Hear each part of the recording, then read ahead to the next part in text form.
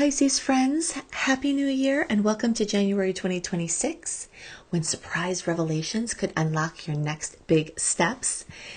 My report for you for January is for Pisces Sun, Pisces Moon, Pisces Rising, or any other Pisces placement you're listening for.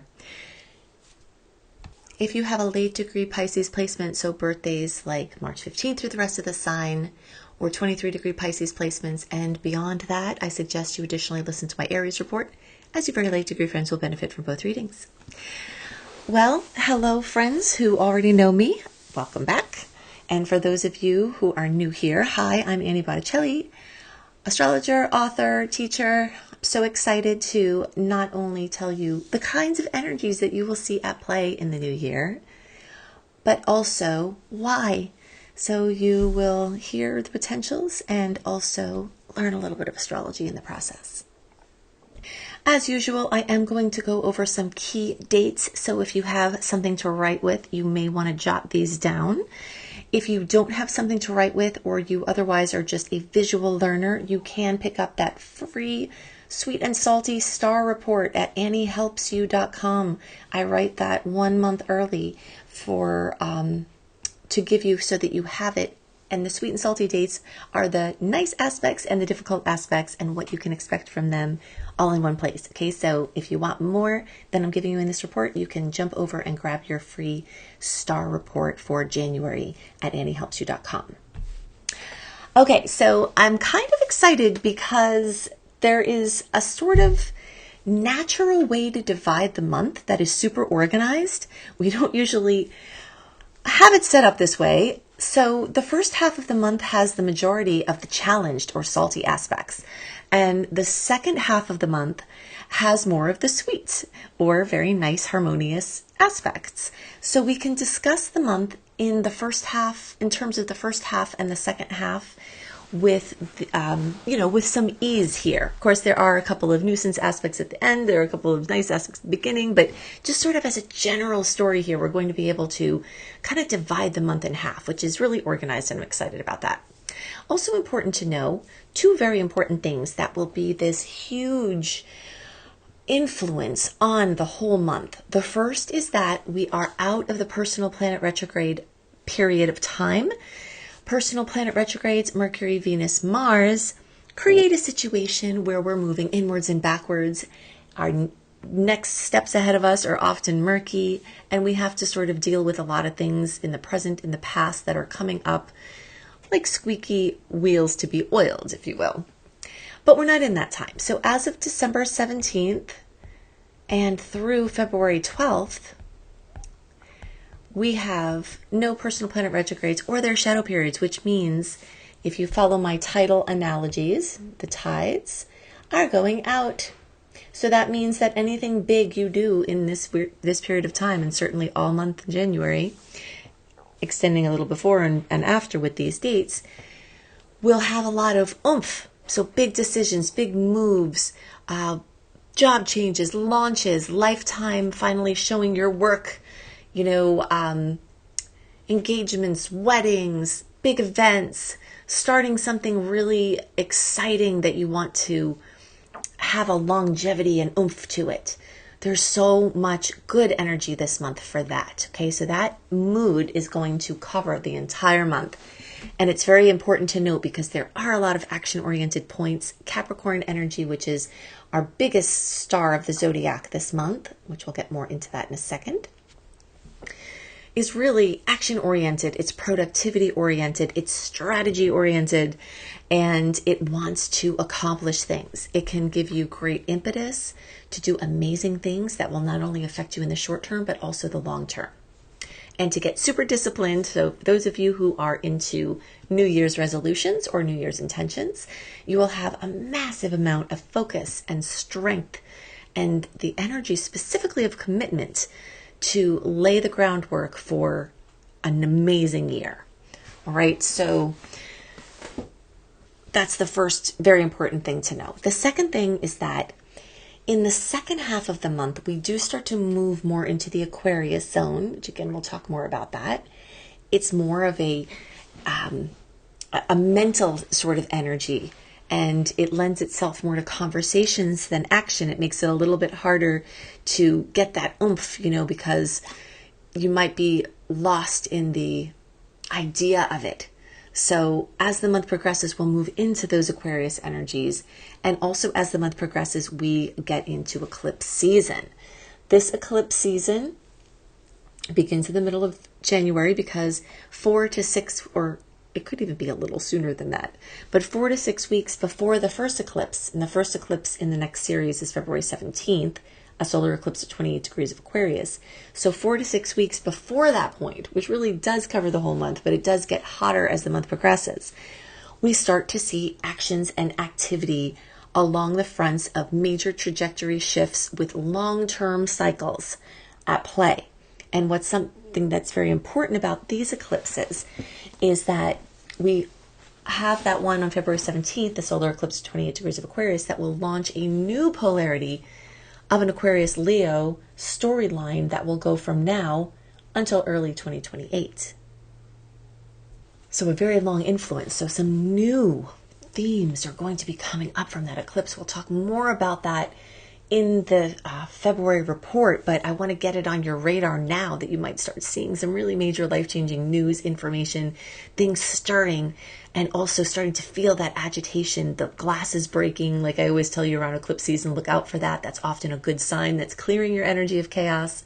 It can be very protective, especially if you're safe from the glass breaking.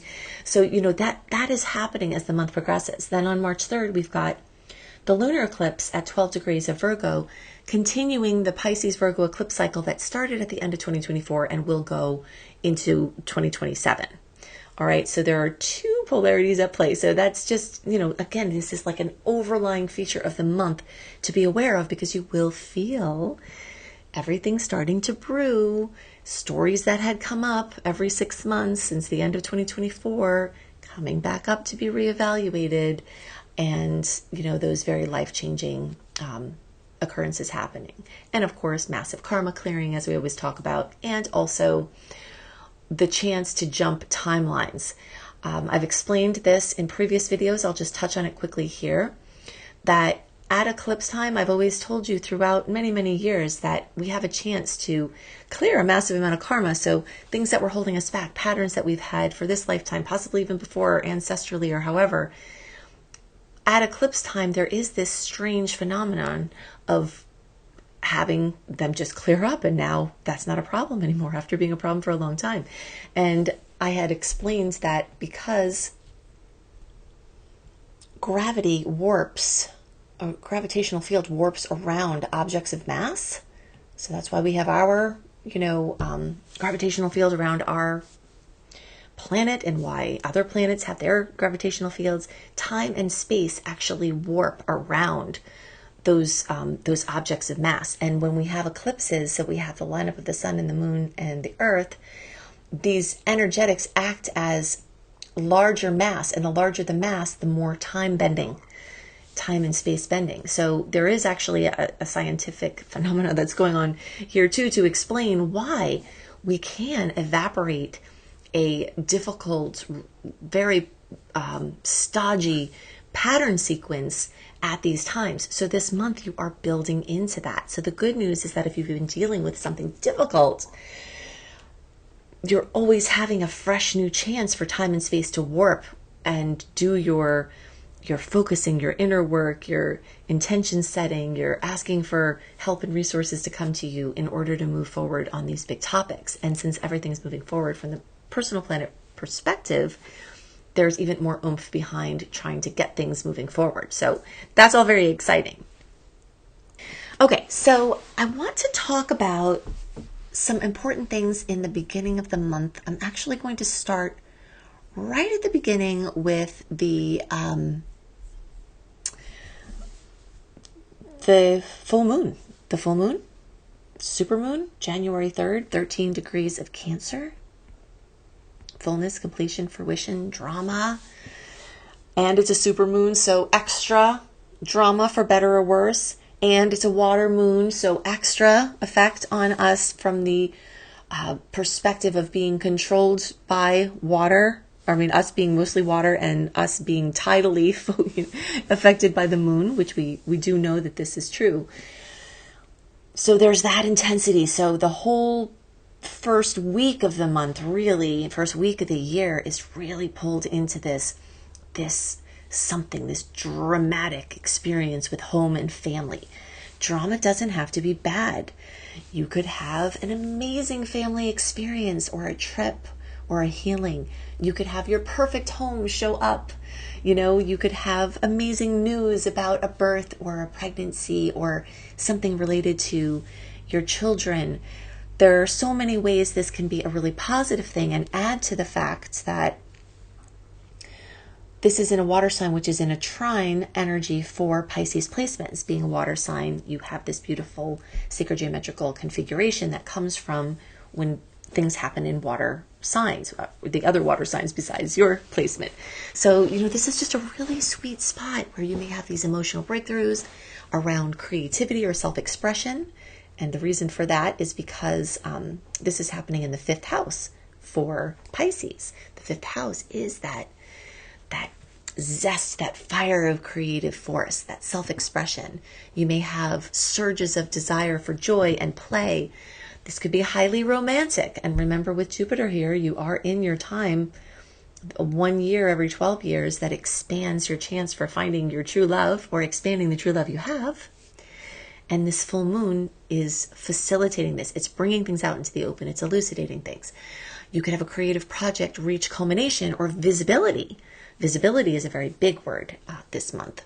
You could have, bonding experiences involving children or your creative babies, and feelings of comfort or topics of comfort and emotional safety coming up in a big way. Okay, so if you've been wanting to show the world what you're working on, this could be the perfect month to do it, and this moon could be your elucidation point where everybody gets to see it. It's a really beautiful launch period.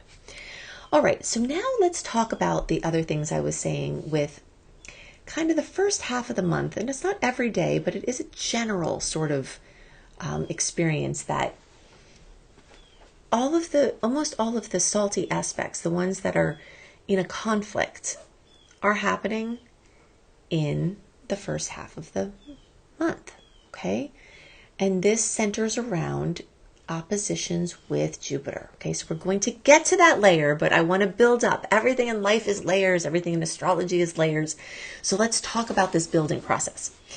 And let's go back to this topic of Capricorn. Okay, so we've got Mercury will be in Cap, Juno, Venus, the Sun, Mars, Estrella, and Vesta, all in Capricorn. That is a massive amount of Capricorn energy. So when I was telling you about strategies and commitments and hard work and all of these words that I was using before were describing a Saturnian experience. Saturn rules Capricorn.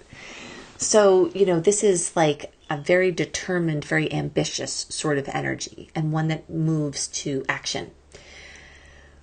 So when we're talking about Mercury moving in that way, okay, actually, I'm going to go through the line and kind of give you a couple of points of what you may see from this, but then I want to add in the layer first that all of this Cap energy is happening in your 11th house of friends, of networking, of your groups, of your teams, of your community.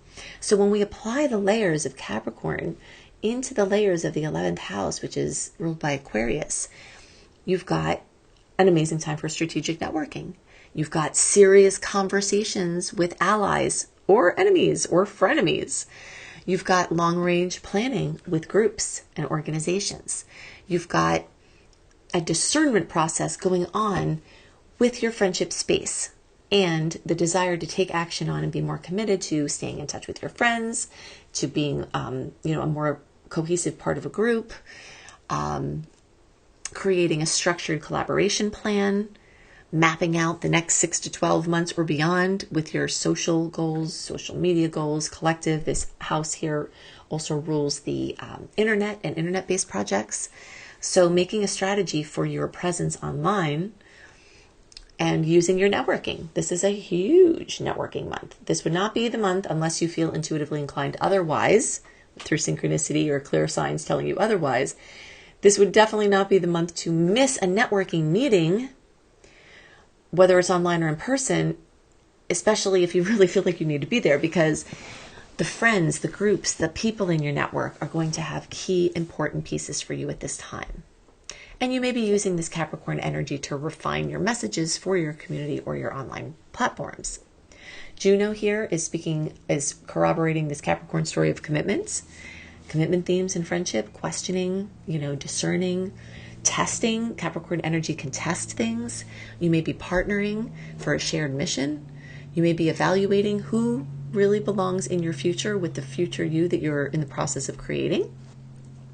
You may be trying to build a more reliable inner circle, and just sort of evaluating if there is flakiness that's going on that's not serving you or what you're trying to do. Accountability is another key word here, where a plan is put in place for more efficiency within a group setting and trying to cut through bureaucratic BS.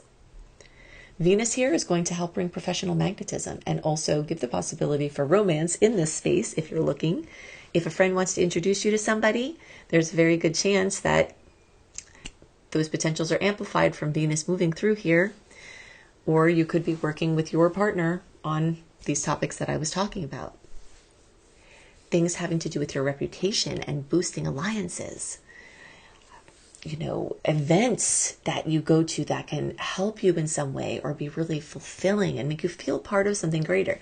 That is a big theme this month, is that you as a possibly, quiet, artistic genius, Pisces, sensitive, might be really starting to incorporate your gifts and your strengths into mutually beneficial networks.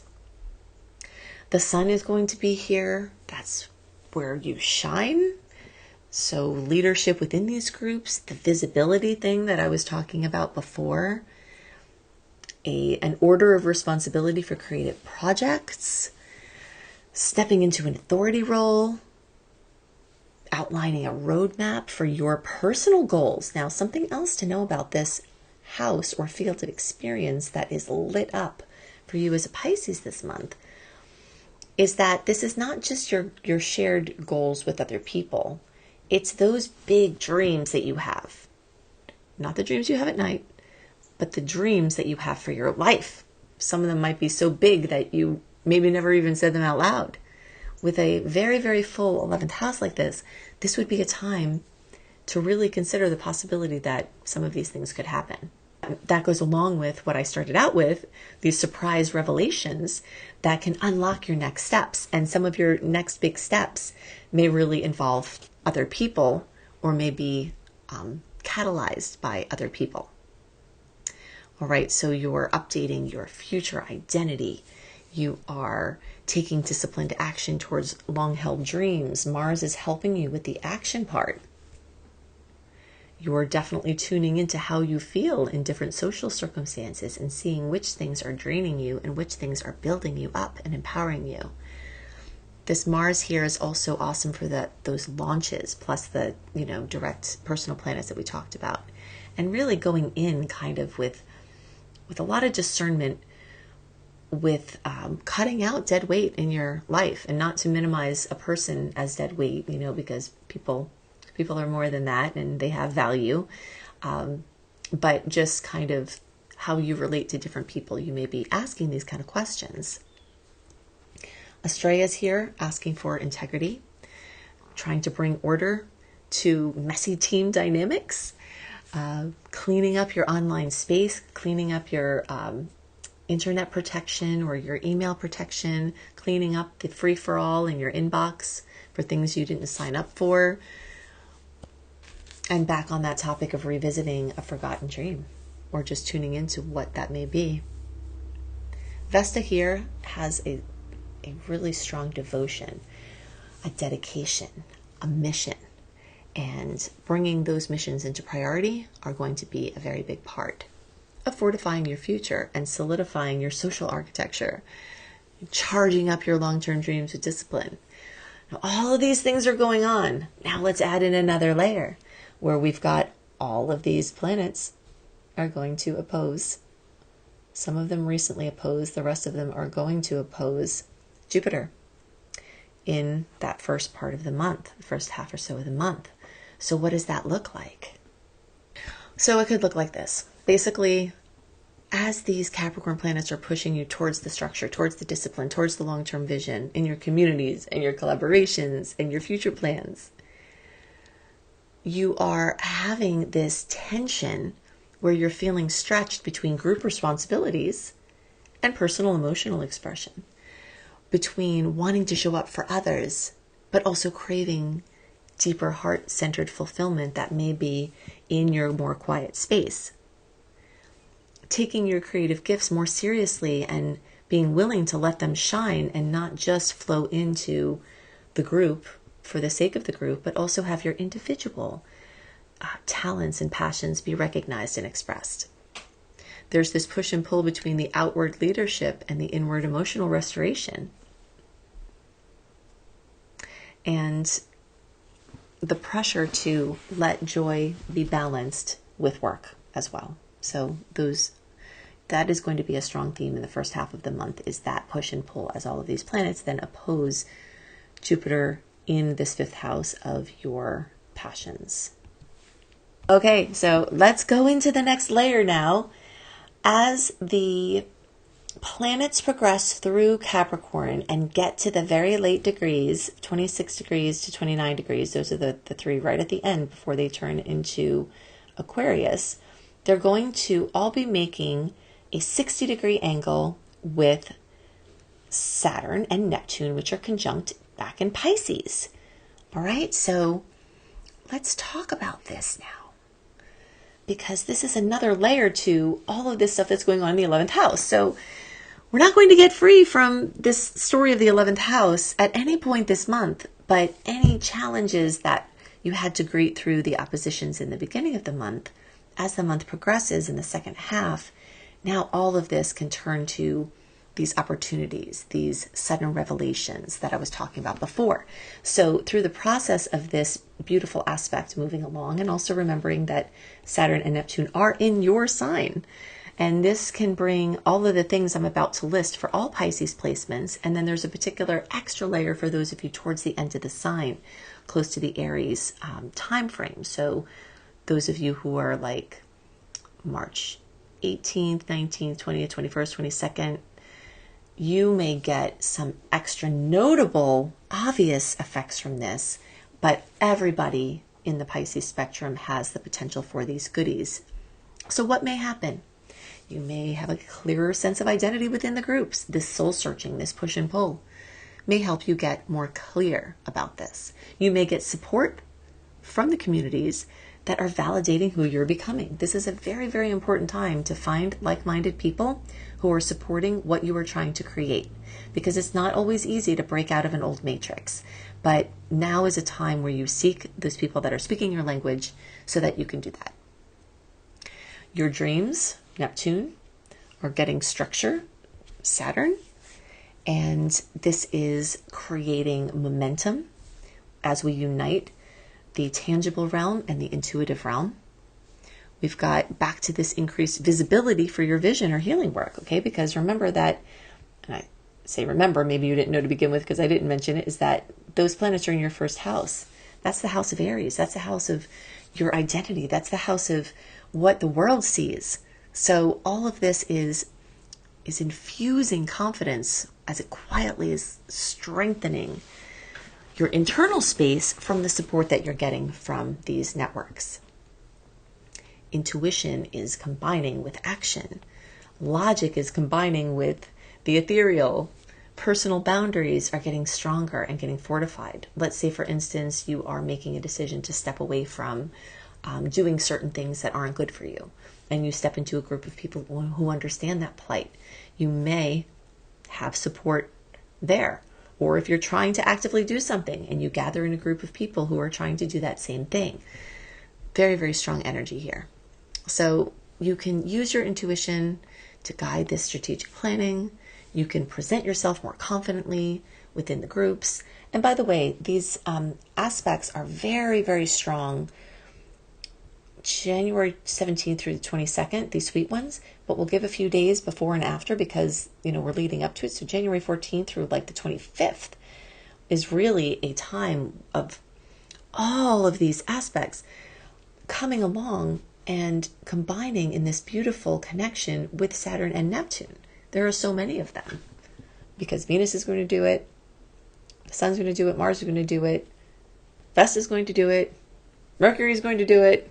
All of these planets are going to make all of those great aspects with Saturn and then with Neptune. So it's like bam, bam, bam, bam, bam in succession in the whole second half of the month, all of this activation.